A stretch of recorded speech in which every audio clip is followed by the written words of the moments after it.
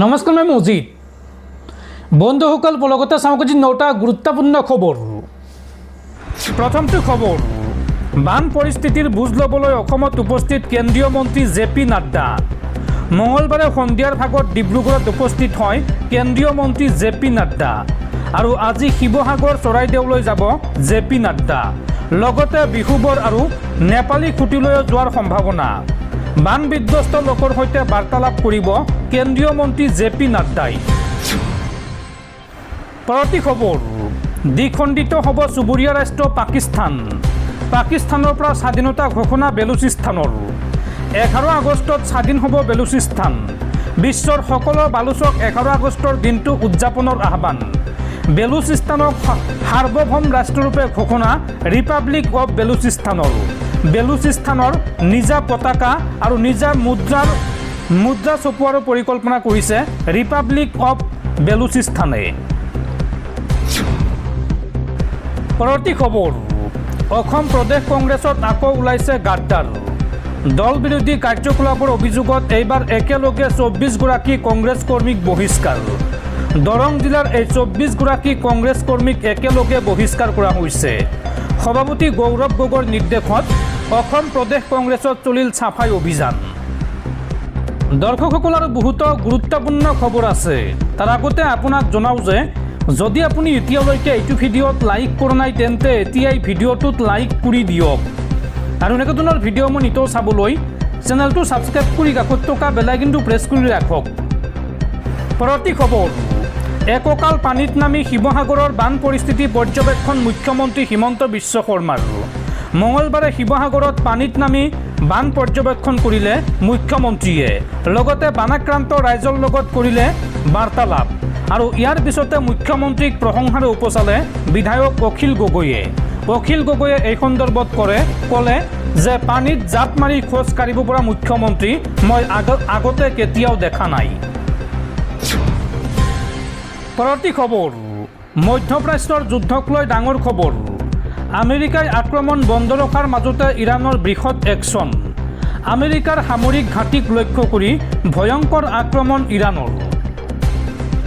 আমেৰিকাই আক্ৰমণ বন্ধ ৰখাৰ মাজতে ইৰাণৰ বৃহৎ একশ্যন। এফালে ট্ৰাম্পৰ মুখত চুক্তিৰ কথা, আনফালে ইৰাণৰ সামৰিক অভিযান। আমেৰিকাৰ সামৰিক ঘাটিক লক্ষ্য কৰি এইবাৰ ভয়ংকৰ আক্ৰমণ ইৰাণৰ। 3খন ড্ৰোনেৰে ভয়ংকৰ আক্ৰমণ ইৰাণৰ। কুৱেইটস্থিত আমেৰিকাৰ সেনাৰ ঘাটিত এই আক্ৰমণ চলোৱা হৈছে আৰু ইয়াৰ পিছতে পুনৰ ইৰাণ আৰু আমেৰিকাৰ মাজত বৃদ্ধি পাইছে উত্তেজনা। পৰৱৰ্তী খবৰ, দেশৰ কোটি কোটি কৃষকলৈ ভাল খবৰ। 2031 চনলৈকে বৃদ্ধি কৰা হৈছে PM কিষাণ সন্মান নিধি আঁচনিৰ ম্যাদ আৰু অতি শীঘ্ৰেই দেশৰ কোটি কোটি কৃষকৰ বেংক একাউণ্টত সোমাব PM কিষাণৰ পৰৱৰ্তী কিস্তিৰ ধন, অৰ্থাৎ 24 নম্বৰ কিস্তিৰ ধন। কেন্দ্ৰীয় চৰকাৰে প্ৰধানমন্ত্ৰী কিষাণ সন্মান নিধি আঁচনিৰ ম্যাদ আৰু 5 বছৰৰ বাবে বৃদ্ধি কৰিছে। এই আঁচনিৰ অধীনত সৰু আৰু প্ৰান্তীয় কৃষকসকলে বছৰি 6,000 টকাৰ আৰ্থিক সাহায্য লাভ কৰে।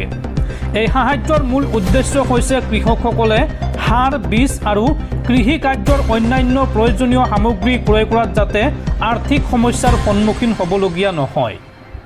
যোৱা 31 জুলাইত অনুষ্ঠিত কেন্দ্ৰীয় মন্ত্ৰীসভাৰ বৈঠকত PM কিষাণ সন্মান নিধি আঁচনিৰ ম্যাদ বৃদ্ধিৰ প্ৰস্তাৱত অনুমোদন দিয়া হয় আৰু সেই অনুসৰি আঁচনিখন 2030-31 বিত্তীয় বৰ্ষলৈকে অব্যাহত থাকিব। ইয়াৰ বাবে চৰকাৰে 3.15 লাখ কোটি টকাৰ বাজেট অনুমোদন কৰিছে আৰু এই সিদ্ধান্তৰ বিষয়ে প্ৰধানমন্ত্ৰী নৰেন্দ্ৰ মোদীয়ে ছ'চিয়েল মিডিয়াত জনায়। প্ৰধানমন্ত্ৰী মোদীয়ে এই সন্দৰ্ভত লিখিছে যে দেশজুৰি কৃষক ভাই ভনীসকলৰ সবলীকৰণ আৰু সমৃদ্ধিৰ বাবে কেন্দ্ৰীয় চৰকাৰ প্ৰতিশ্ৰুতিবদ্ধ। এই আঁচনিৰ জৰিয়তে কৃষকসকলে বীজ, সাৰ আৰু কৃষি কাৰ্যৰ অন্যান্য প্ৰয়োজন পূৰণ কৰিব পাৰিছে। ইয়াৰ ফলত তেওঁলোক আৰ্থিকভাৱেও অধিক শক্তিশালী হৈছে। উল্লেখযোগ্য যে আঁচনিখন আৰম্ভ হোৱাৰ পৰা এতিয়ালৈকে মুঠ 23টা কিস্তি প্ৰদান কৰা হৈছে। এই কিস্তিসমূহৰ জৰিয়তে কৃষকসকলৰ বেংক একাউণ্টলৈ 4.47 লাখ কোটি টকাৰো অধিক ধন পোনপটীয়াকৈ স্থানান্তৰ কৰা হৈছে। কেৱল 23 সংখ্যক কিস্তিতেই 9.49 লাখ কোটিতকৈও 9.49 কোটিতকৈও অধিক কৃষকে 18,984 কোটি টকা লাভ কৰিছে। নীতি আয়োগৰ ডেমৰ প্ৰতিবেদন অনুসৰি প্ৰায় 92% কৃষকে এই ধন কৃষিকাৰ্যত ব্যৱহাৰ কৰিছে। আনহাতে 85% কৃষকে স্বীকাৰ কৰিছে যে এই সহায়ৰ ফলত তেওঁলোকৰ আয় বৃদ্ধি পাইছে। এই আঁচনিৰ ম্যাদ 5 বছৰৰ বাবে বৃদ্ধি পোৱাৰ পিছত এতিয়া কৃষকসকল 24 সংখ্যক কিস্তিৰ অপেক্ষাত আছে।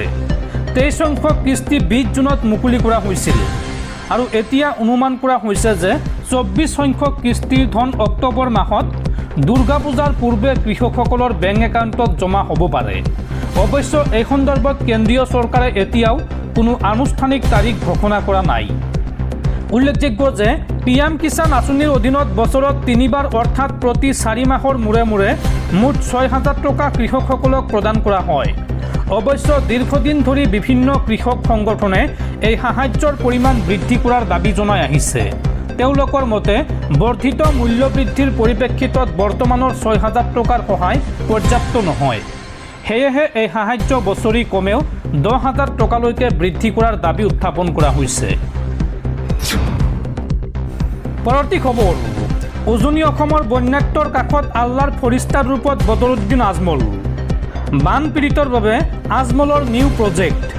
এইবাৰ 20 লাখ টিন পাত, 20 লাখ বাঁহ, 5 লাখ মেখেলা চাদৰ আৰু 5 লাখ ছাত্ৰ ছাত্ৰীৰ বাবে ইউনিফৰ্ম যোগান ধৰিব বদৰুদ্দিন আজমলে।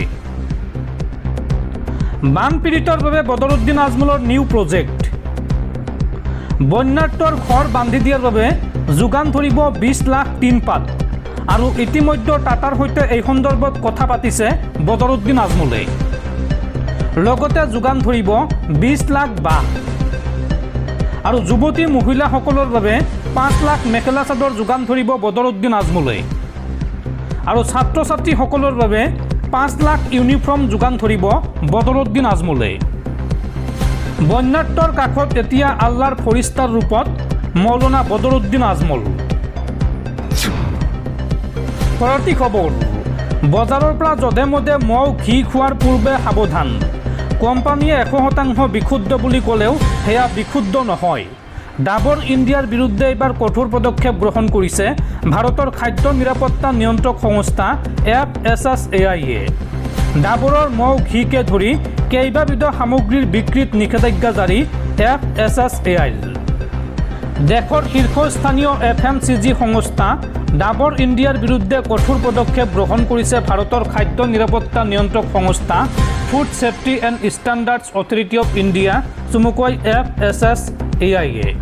সংস্থাৰ মৌ ঘি, নাৰিকলৰ পানীকে ধৰি কেইবাটাও প্ৰডাক্টৰ ওপৰত নিষেধাজ্ঞা জাৰি কৰিছে FSSAI-এ। FSSAI-এ ডাবৰক নিৰ্দেশ দিছে যে 100% বিশুদ্ধ, 100% প্ৰাকৃতিক, 100% জৈৱিকৰ দৰে কেইবাটাও দাবী কৰি এই খাদ্য পণ্যসমূহ বিক্ৰী কৰি আহিছিল ডাবৰে। কিন্তু এই সামগ্ৰীসমূহ 100% কোৱা ধৰণে জৈৱিক, প্ৰাকৃতিক আৰু বিশুদ্ধ নহয়। তেনে ক্ষেত্ৰত এই ধৰণৰ লেবেল কিয় ব্যৱহাৰ কৰি জনতাক বিভ্ৰান্ত কৰি অহা হৈছে, এই সন্দৰ্ভত প্ৰশ্ন কৰিছে FSSAI-এ। FSSAI-এ এই বিষয়ত ডাবৰ কোম্পানীক জবাব দিবলৈকো কৈছে। খবৰ অনুসৰি FSSAI-এ মৌ ঘি, এপল চিডাৰ, ভিনেগাৰ বা ভাৰ্জিন কোকোনাট অইল, তিলৰ তেল, নাৰিকলৰ পানী, নাৰিকলৰ গাখীৰ সহ একাধিক খাদ্য পণ্য বিক্ৰীত নিষেধাজ্ঞা জাৰি কৰিছে। নিয়ন্ত্ৰক সংস্থাৰ অভিযোগ যে ডাবৰৰ ৱেবছাইটত এই পণ্যসমূহৰ বিজ্ঞাপন এনেকৈ কৰা হৈছিল যি ফুড ছেফটি এণ্ড ষ্টেণ্ডাৰ্ডছ ৰেগুলেশ্যনৰ পৰিপন্থী। কি অনিয়ম ধৰা পৰিছে চাওঁ আহক।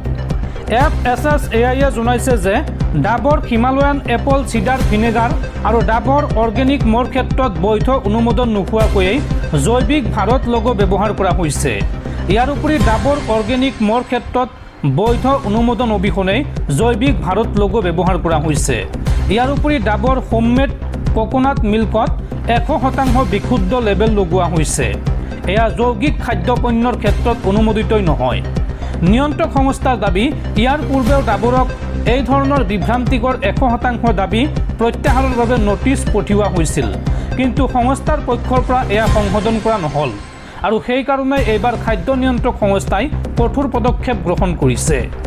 আৰু এই সন্দৰ্ভত 15 দিনৰ ভিতৰত ৰিপৰ্ট জমা দিয়াৰ নিৰ্দেশ দিছে। FSSAIয়ে নিৰ্দেশ দিছে যে চিহ্নিত সমস্ত পণ্যৰ বিক্ৰী অবিলম্বে বন্ধ কৰিব লাগিব।